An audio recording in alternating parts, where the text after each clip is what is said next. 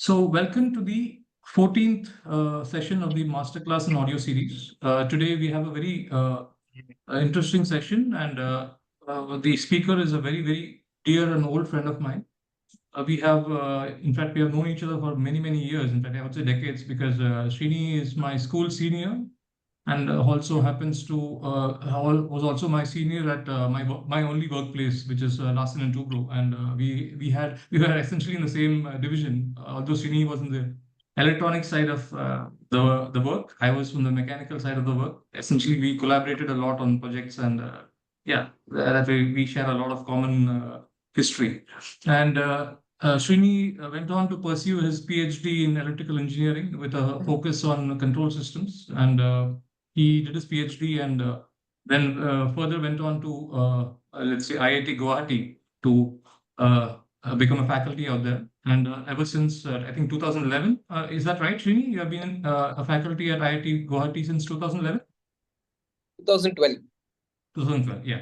So 2012 was when he started off as a faculty in IIT Guwahati, and right now he's an associate professor in the electrical engineering department at IIT Guwahati. His areas of research include, of course, control systems, where I would say that personally, I don't know anyone who can deal on control system problems more than Srini does. And apart from control systems, he also has a lot of research work going on quantum cryptography and various other very interesting topics which involve a lot of math in them.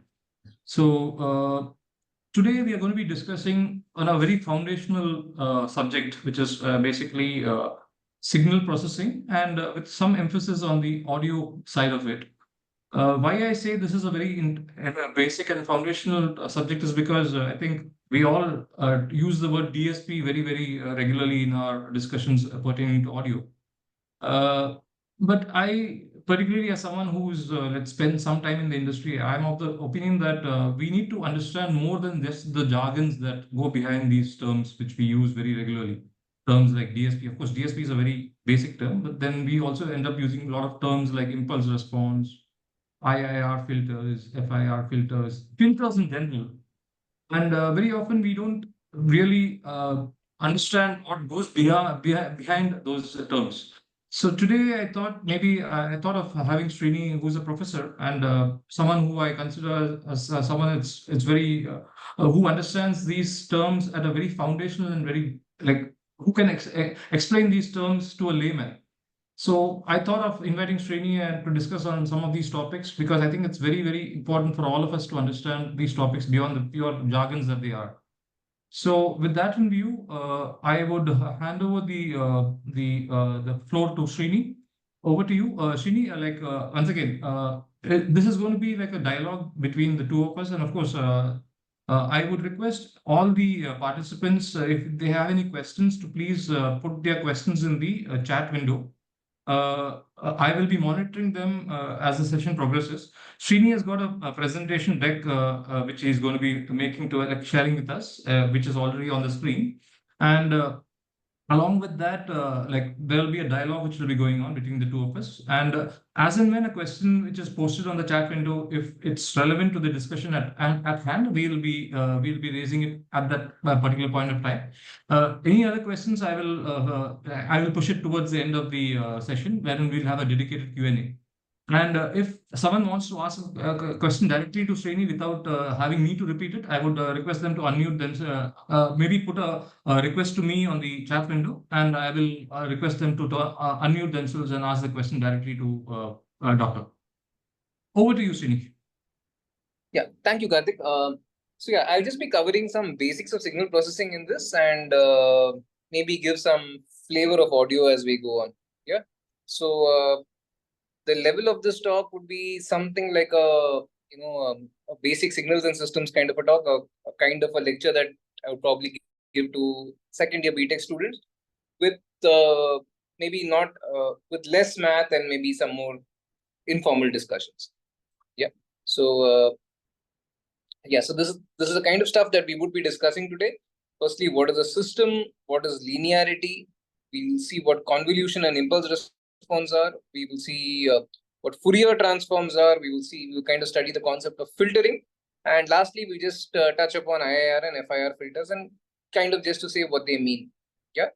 So so when we talk about signals, a very foundational part of any signal study is a signal. We need to first define what a signal is.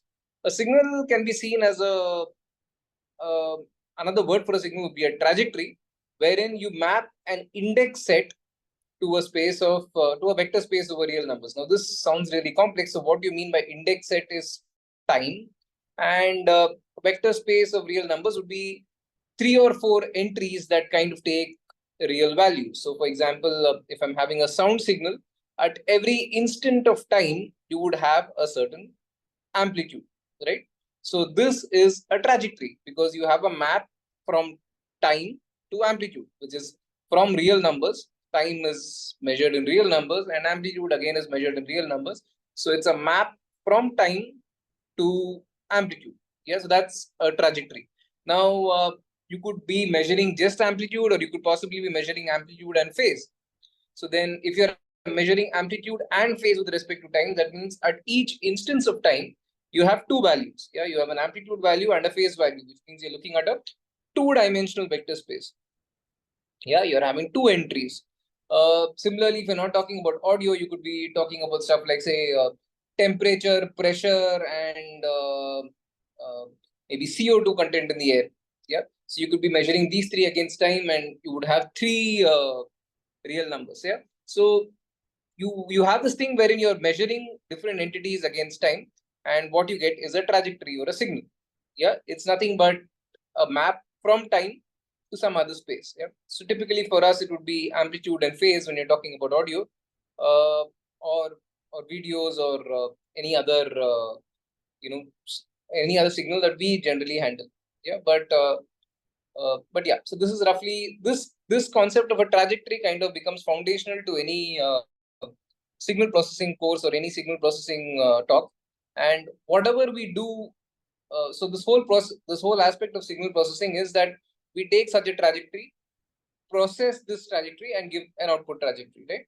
So we need something that takes in a trajectory and gives out a trajectory, or takes in a set of trajectories and gives out a set of trajectories.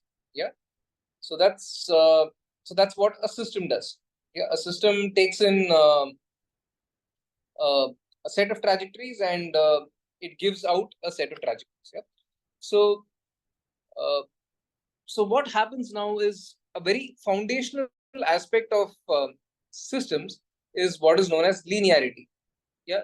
Now, why is this linearity very important? Because generally, whenever you so what are the different tools that we use in signal processing? We probably look at stuff like frequency response. We look at impulse response. We look at we look at convolution. We look at all these things, all these words, and all these words are make any sense, or they carry any value only when the system that you're dealing with is linear. Yeah, we'll just see why that happens in some time, but all these concepts are very closely linked to this concept of linearity. So what is this thing of linearity? It means that suppose I give a signal as an input to the system and I measure the output. Yeah, now when I scale the signal, now suppose I make the input signal 2 times louder. Yeah, the output should be scaled accordingly. Yeah, the output also should be twice as loud. Yeah, and the signal should be, the output should be exactly the same, just it should be twice as loud. It should not bring about any other change in the output. Yeah, suppose I have an input signal, I make it twice as loud without making any other change. The output should also just become louder by the same amount, and there should be no other change. Yeah, so this is called as homogeneity. This property wherein scaling at the input will lead to scaling at the output is called homogeneity, and this is one of the properties of linearity. Another thing is that suppose I have 2 signals, U1 and U2. Suppose I add them at the input. Yeah, the outputs, the corresponding outputs also should be added. So if I give a signal that's U1 plus U2, the output should be Y1 plus Y2. If Y1 is the output of U1 and Y2 is the output of U2, the corresponding output that I should get when I give U1 plus U2 is Y1 plus Y2. Yeah. So the way you can understand this is that suppose I record voice separately and suppose I record a percussion separately. When I and then I play them together and give it as an input to the speaker, the output should also be such that, so similarly, if the speaker had given a certain output for the voice signal and a certain output for the percussion signal, when I give voice and percussion together, the same effect should be there at the output. Yeah. So adding two signals at the input side should just correspond to adding their corresponding outputs on the output side. So these two properties together define what is linearity. Yeah. And this, along with another very important property called as time invariance, is critical for being able to apply all these tools of signal processing that we normally hear about. Yeah. So this linearity can be mathematically expressed this way, that if I have a signal, if y1 is the output for the input u1 and y2 is the output for the input u2, then if my input signal is au1 plus bu2, then the output signal will be ay1 plus by2. This is just a mathematical way of writing down whatever I just said. Yeah.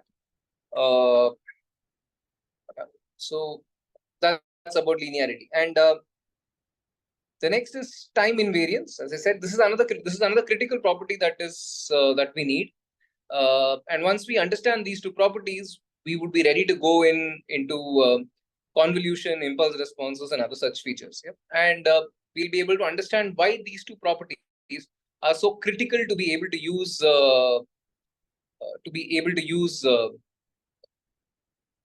these tools of signal processing that we know. So what is time invariance? It says that if I just shift my input, yeah, it should just lead to a shift of output. So suppose I have this signal. So this X is my input to the system and Y is the output to the system. So initially, this input that I have, which is a square followed by a triangle, starts at time instant 0. Yeah, and similarly, you have some output. So you see here that the signals are getting magnified. Yeah, and the output also starts at time instant 0. Now, if I shift the input by a amount tau, then the corresponding output also shifts by an amount tau. That means the system response does not change with time. Yeah, if I on the system and I get a certain input output response to the system, it should not be that after 2 seconds the input output response changes. Yeah, so that's time invariance. The system remains the same over the period of operation.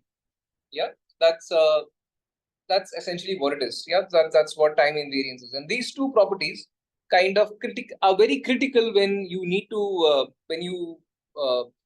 want to use this concept of impulse response, because all filtering, yeah, and all other tools that we have, yeah, they are kind of dependent upon this concept of impulse response.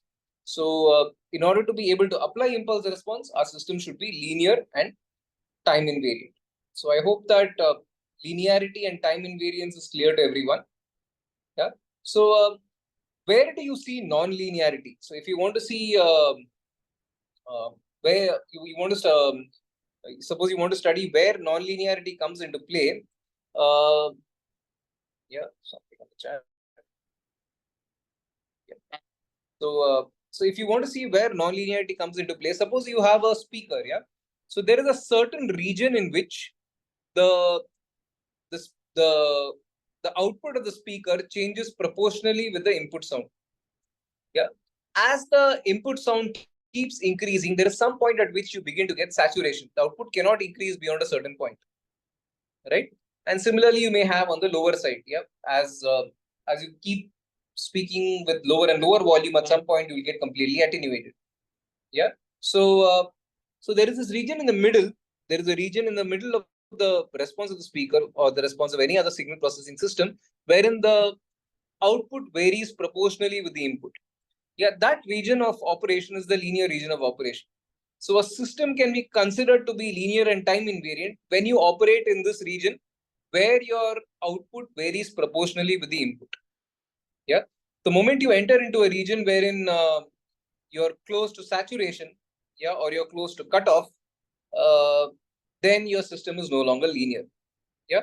And for anyone who studied transistors, yeah, so this kind of becomes extremely clear, because the transistors have a very clear linear region of operation. Yeah. So So yeah, so this is about linearity and time invariance. Is there anyone? So is this clear to everyone? Is there anyone who has any questions on this so far? I think we can just continuously like whenever there's a question. I think people will ask. I've requested people to ask questions on the chat window. So as and when there Sure, are any questions, I think they'll populate out there, and I'll keep a tab on those questions. sure, sure, Thanks. sure. So now let's see what we can do when we have a linear and time invariant system. Yeah. So suppose, so firstly, what's an impulse response? An impulse response, suppose you consider a discrete system, it means that if a time instant 0, I just apply a signal of amplitude 1. Yeah. And this signal is valid just at time instant 0. It's like a very sharp clap. Yeah, it's like a very sharp clap that's applied at time instant 0. Yeah. After that, there's before that or after that, there's no other signal that you have. Yeah. Then if you see the output of whatever processing system is there, so it would have some output at the initial time, and after that you would have so you would see the effect of this clap at the output of the system for some period of time. Yeah. So the response of the system to this clap, yeah, is what is known as the impulse response. So now we're talking about a discrete time system wherein we are just sampling the output at specific time intervals.